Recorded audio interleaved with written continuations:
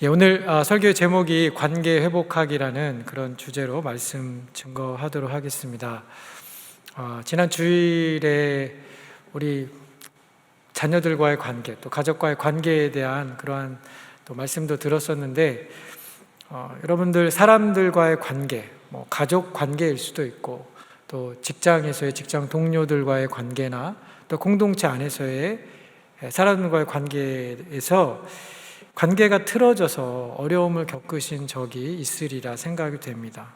아마도 한 사람도 예외 없이 우리는 사람과의 관계로 인해서 마음고생을 하거나 스트레스를 받은 적이 있으실 것입니다. 억울한 일을 당해서 누군가 미워지기도 하고, 또 오해가 생겨서 관계에 금이 가기도 합니다. 또 아주 신뢰했던, 내가 참 믿었던 사람에게 사기나 배신을 당해서 사람에 대한 신뢰를 잃어버리기도 하고, 나를 무시하거나 나에 대해서 험담하는 사람, 나에 대해서 악평하는 그런 사람들로 인해서 정신적인 피해나 스트레스를 받고 또 분노를 느끼는 경우들도 있습니다. 그래서 사람은 누구나 미워하는 사람이 생길 수밖에 없습니다. 우리 모두가 죄인이기 때문에 나도 이런 관계의 피해자가 되기도 하고, 나도 다른 사람에게 또 그런 가해자가 되는 그런 경우들도 있는 것이죠. 그러나 오늘 성경을 통해서 우리는 그런 관계의 어려움을 겪을 때 그런 상황이 발생하는 원인에 상관없이 우리가 다른 사람들과의 관계를 개선하고 또 회복해야 할 필요에 대해서 우리에게 가르쳐 주고 있습니다. 인간 관계가 우리의 육체적인 건강뿐만 아니라 정신적인 또 영적인 건강과 풍요에 많은 영향을 미치기 때문입니다. 관계를 통해서 우리는 격려와 용기를 얻기도 하지만, 또 관계를 통해서 다른 사람을 포함해서 나를 파괴시키는 그런 경우들도 생깁니다. 그래서 오늘 주어진 말씀을 통해서, 또 다른 잠언에 있는 말씀을 통해서 우리가 어떻게 관계 회복을 위하여서 나아갈 수 있는지, 관계 회복에 대한 통찰과 지혜를 얻고 함께 기도하는 오늘 저녁 시간 되기 원합니다. 오늘 함께 읽었던 18절 말씀에 미움이라는 단어가 나오는데요. 여기 미움이라고 표현된 단어는 영어 성경에 보면 hatred이라는 단어가 사용되었습니다. 그냥 다른 사람에 대해서 안 좋은 감정 정도만을 갖는 것이 아니라 속이 뒤틀리는, 그 사람 보면은 이렇게 막 화가 끓어오르는, 다른 사람을 향해서 이를 갈거나 분노를 터뜨리는 식의 적대감을 갖는 것을 의미합니다. 가인이 분노해서 자기 동생을 아벨을 죽이게 되죠. 또 에스더서에 보면 이 하만이 모르드게를 미워한 것을 예로 들 수 있을 것입니다. 여기 성경이 이야기하고 있는 이 미움은 다른 사람에 대해서 악한 의도를 갖는 것입니다. 하만이 자기를 대접하지 않는 모르드게에게 그만 벌하려고 하지 않고 그 온 민족의 사람들 다 몰살시키려고 악한 계획을 했었던 것, 그것처럼 다른 이에 대한 적대감을 갖는 것이죠. 우리들 모두는 이 다음과 같은 식으로 미움이라는 죄에 연결되어질 수 있습니다. 예를 들어서 내가 다른 사람의 불행을 기뻐하게 된다면, 나는 그 사람을 미워하거나 그 사람을 향해 악한 의도가 있다라고 이야기할 수 있습니다. 잠언 24장 17절에 있는 말씀인데요, 우리 한번 같이 읽어보겠습니다. 시작. 내 원수가 넘어질 때에 즐거워하지 말며 그가 엎드러질 때에 마음에 기뻐하지 말라. 누군가 넘어졌는데, 누군가에게 불행이 미쳤는데, 일이 잘 안 되었는데 내가 즐거워하고 만족한다면 이것은 내가 그 사람을 미워하고 있는 것이죠. 그래서 17절에도 내 원수가 넘어졌을 때라고 성경이 그렇게 기록하고 있습니다. 때로는 그것이 실제로 일어나지 않았지만 그런 일이 일어나기를 은근히 바란다거나, 혹시 그 일이 일어나면 자업자득이다, 잘됐다, 쌤통이다 라는 식으로 미소를 짓는 것도 내가 그 사람을 미워하고 있다는 증거가 될 수 있습니다. 자, 그런데 대부분의 사람들은 자신 안에 있는 이 미움을 감춥니다. 미워하는 마음을 그 사람에게도 감추고 또 나 스스로도 그것은 미움이 아니라고 자기를 속이거나 변명을 하죠. 자, 그렇지만 미움이라는 작은 씨앗은 조그만 씨앗이 큰 나무가 될 수 있는 것처럼 우리 안에서 소리 없이 자리하고 있다가 그 기후와 토양이 맞는 조건을 만나면 그 조건이 맞으면 걷잡을 수 없는 정도로 커져서 다른 사람뿐만 아니라 나를 파괴하는, 나까지 파괴하는 엄청난 힘을 가지게 되게 되는 것이죠. 자, 오늘 본문 읽었던 본문에 미움을 감추는 자가 거짓된 입술을 가진 자고 중상하는 자는 미련한 자라고 그렇게 적고 있습니다. 자, 내가 다른 사람을 미워하는지 미워하지 않는지 나는 그것을 부인하려고 하지만 그것이 언제 잘 드러나냐면 내가 그 사람에 대해서 이야기할 때 그 미움의 감정이 드러나게 됩니다. 자, 여기 중상이라는 말은 단순히 거짓말이라기보다는 나쁜 말 혹은 험담을 이야기하는 것입니다. 자, 이것은 우리가 우리 주변에 있는 사람들에게 부정적인 말을 하거나 그걸 해서는 안 된다라는 의미보다는 내 말을 듣는 이 청자의 눈이나 귀에 그 사람을 낮추고 깎아내리려는 의도로 말을 하는 독이 있는 이야기라고 말씀드릴 수 있습니다.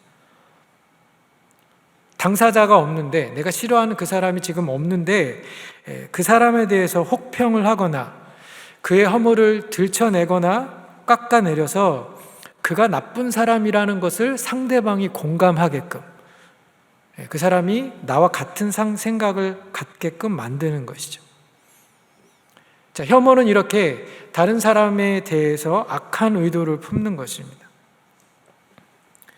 근데 중요한 것은 내가 이렇게 다른 사람을 의도적으로 깎아내리려는 악한 의도를 가지고 있을 때 내가 오늘 성경이 이야기한 것처럼 미련한 자가 된다라는 것입니다.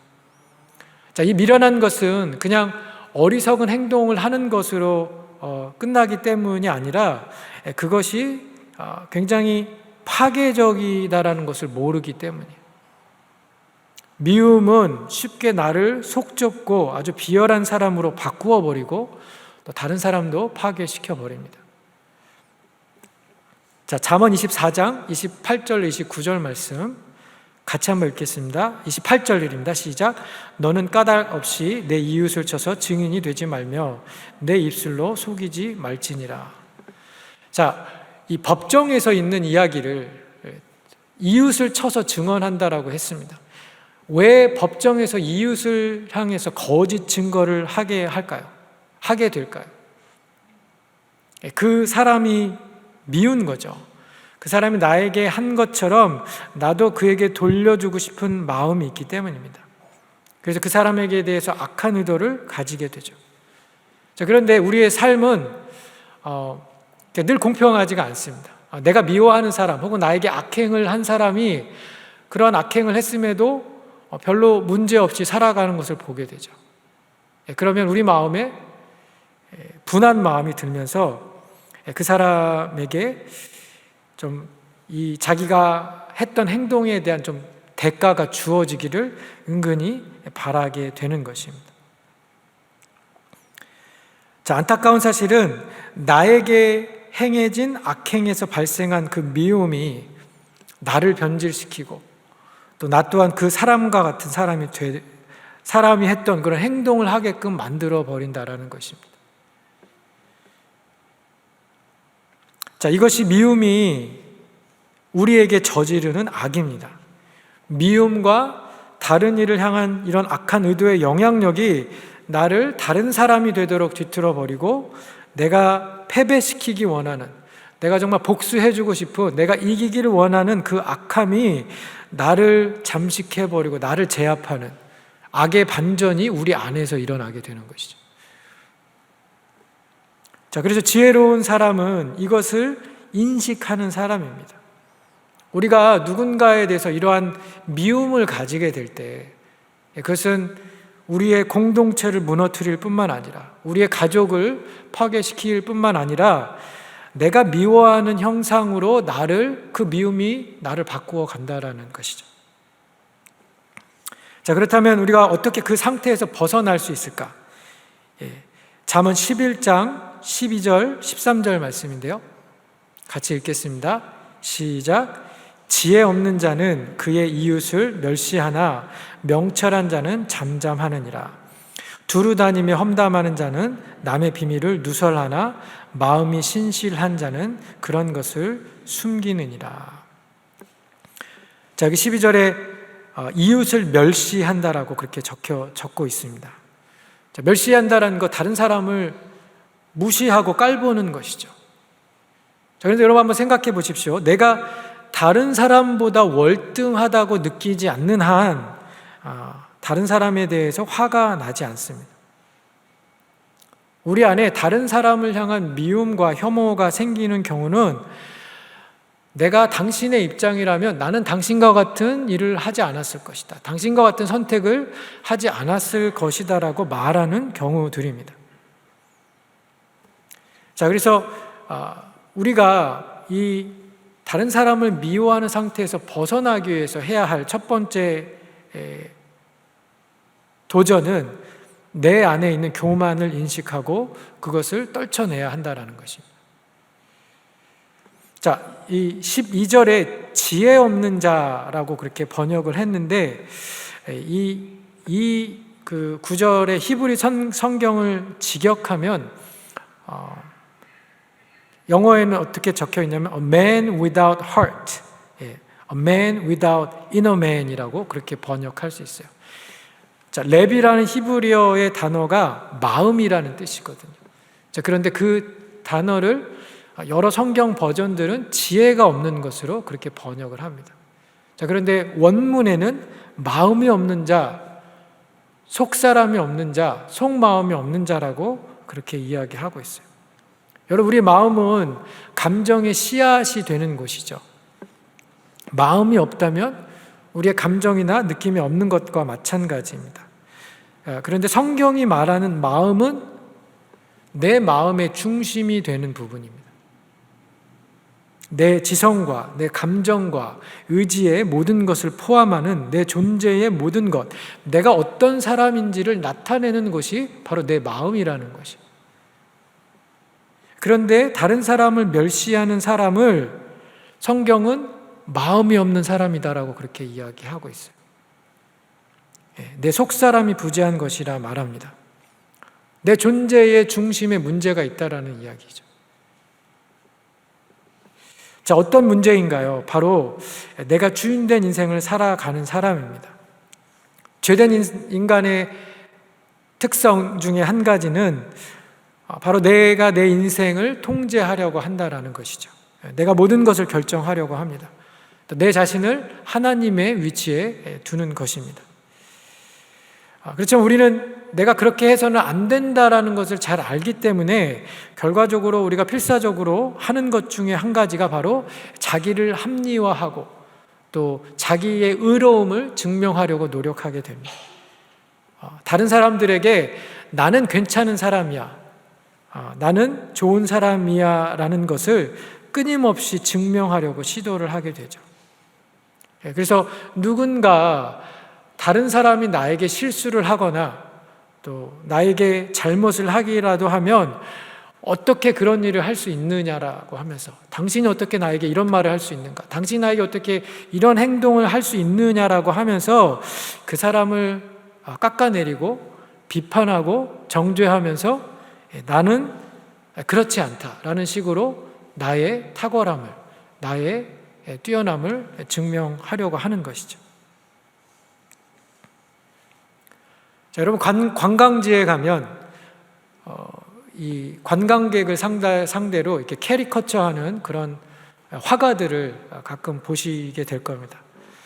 관광객의 어떤 자화상이나 또 함께 온 사람들이 있으면 이 가족들의 이 캐리커처를 이렇게 그려주고 돈을 받는데, 자, 이 사람들의 중요한 특징 중에 한 가지는 뭐냐면 자기가 보고 있는 사람의 특정 부분을 아주 미화하거나 과장해서 그 인물의 특징을 표현하는 것이죠. 귀가 크게 한다든지, 아니면 뭐 코를 더 크게 그린다든지, 아니면 눈을 크게 만든다든지. 자, 근데 굉장히 흥미로운 것은 그 화가가 그린 그림을 보면 우리는 그 화가가 그 대상자를 좋아하는지 싫어하는지 파악할 수 있다는 것이죠. 돈을 받는 고객을 위해서 그림을 그릴 때는 나쁘게 그리지 않겠죠. 그렇지만 만약에 화가가 이렇게 정치적인 만평을 그리거나 그 카툰을 그릴 때는 그 정치인의 어떤 약점, 혹은 정치인이 우리가 알고 있는 그 사람의 이 허물들을 과대 포장해서 그린다라는 것입니다. 자, 그런데 우리가 누군가 나에게 피해를 줄 때 이것이 우리의 마음이 하는 일이에요. 그 사람의 잘못을 부각시켜서 나를 의롭게 만들기 위해서 그 사람의 잘못 하나를 끄집어내어서 그것이 그 사람의 전부인 것처럼 우리가 그렇게 말을 하거나 또 그렇게 생각하게 되는 것이죠. 자, 그러는 가운데에 우리는 그 사람의 죄를 과장하게 되고, 또 실제로는 그 사람이 그런 사람이 아닌데 그 사람을 다른 사람으로 만들어 버리기도 합니다. 또 세 번째로, 나에게 잘못한 사람이 속한 그룹이나 사람들을 다 한 묶음으로 매도하면서 그 사람들을 이렇게 나쁜 사람들로 판단하고 저울질하는 실수를 또 하기도 합니다. 만약에 내가 어떤 싫어하는 인종의 사람들이 있다면, 여러분 한번 돌아보면 내가 싫어하는 그 그룹의 사람들이 다 그런 것이 아닌데 나에게 불쾌한 경험을 주었던 그 한 사람 때문에 우리는 이 인도 사람들, 혹은 중국 사람들, 혹은 아프리칸 아메리칸들이 다 나쁘다라고, 혹은 다 무례하다라고 그렇게 과장하는 경우들이 많이 있습니다. 자, 중요한 것은 이런 죄의 시작이 나는 당신들과 달라, 나는 당신들과 같은 그런 행동은 하지 않을 거야 라는 자기 의를 증명하려는 욕구에서 출발한다라는 것이죠. 우리가 이렇게 다른 사람에 대한 미움과 혐오를 품게 될 때에 그것은 아까도 말씀드렸던 것처럼 나와 다른 사람에 대한 관점을 틀어버리게 되고, 또 나를 더 냉소적이고 부정적인 사람으로 만들게 되고, 그리고 결과적으로는 삶에 대한 관점도 그런 식으로 바꾸어 버리게 됩니다. 그래서 오늘 본문의 성경은 다른 사람을 중상하는 사람이 미련한 사람이다라고 그렇게 이야기하고 있습니다. 그래서 우리가 관계를 회복하기 위해 첫 번째 해야 할 것, 내 안에 있는 우월함, 내 안에 있는 교만함들을 하나님 앞에 내어놓고 그 교만을 깨트리고 또 나아가야 할 것입니다. 자, 두 번째로 우리가 해야 할 것은 나에게 실수와 잘못한 사람을 그 잘못한 책임에서 풀어주는 것을 우리가 해야 합니다. 자, 잠언 24장 29절 말씀 한번 보겠습니다. 같이 읽겠습니다. 시작. 너는 그가 내게 행함같이 나도 그에게 행하여 그가 행한 대로 그 사람에게 갚겠다 말하지 말지니라.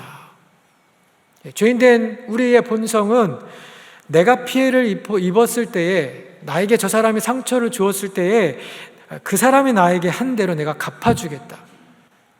내가 잃은 거, 그 사람 나에게 손해나게 한 거, 내가 당신이 나에게 지불하게 한 것들 나도 당신이 패하게끔 만들겠다라고 그렇게 이야기하죠.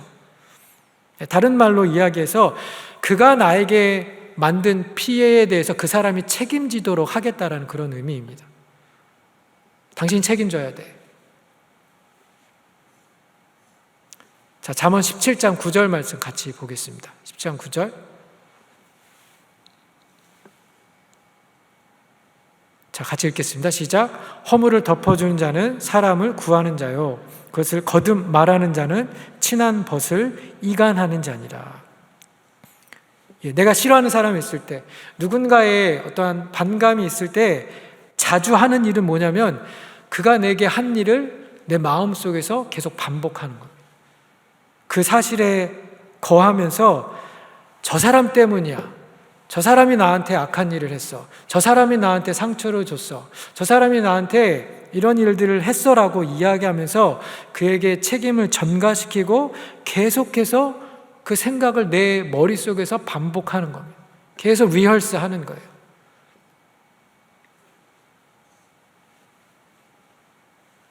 자, 그리고 결국에는 그러한 일들을 하다 보니까 그 사람에 대해서 나쁜 의도를 갖게 되는 것이죠.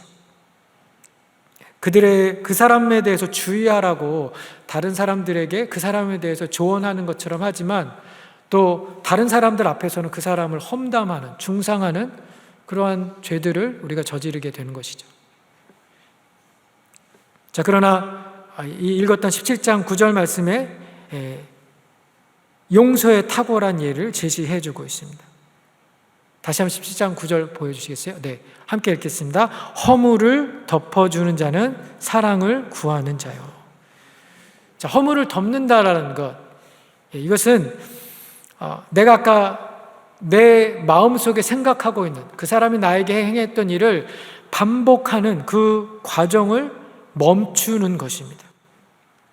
내가 자꾸 그것을 반복하는 이유는 내가 그 사람에게 페이백 해주고 싶은 마음이 내 안에 자꾸 들기 때문인 것이죠. 자, 허물을 덮는다라는 것, 이것은 쉽게 이야기하면 음식점에서 음식을 먹었을 때에 음식 먹은 사람들 다 이제 음식 먹었으니까 값을 지불해야 하지 않습니까? 그런데 어떤 사람이 딱 일어나서 자기 지갑을 보여주면서 제가 오늘 여기에 있는 음식값 다 지불하겠습니다. 제가 쏘겠습니다라고 그렇게 이야기하죠. 자, 그 음식값을 누군가 지불했을 때에 다른 사람들은 지불할 필요가 없게 됩니다. 누군가를 용서한다는 것은 바로 내가 그 비용을 지불한다라는 그런 의미입니다. 자, 누군가 용서한다는 것은 말로만 끝나서는 안 되고 그것을 실천에 옮겨야 하는데 아까 이야기한 것처럼 누군가가 나에게 했던 그 잘못을 내가 반복하지 않는 것입니다. 그 잘못을 나에게 한 사람에게 똑같이 반복하지 않는 것이고요. 두 번째는 그것을 다른 사람들 앞에서 말하지 않는 것이고, 세 번째는 나 자신에게 그것을 반복해서 재생하지 않는 겁니다. 그것이 허물을 덮는 것이고, 누군가의 허물을 용서하기 위해서 내가 할 수 있는 선택인 것이죠.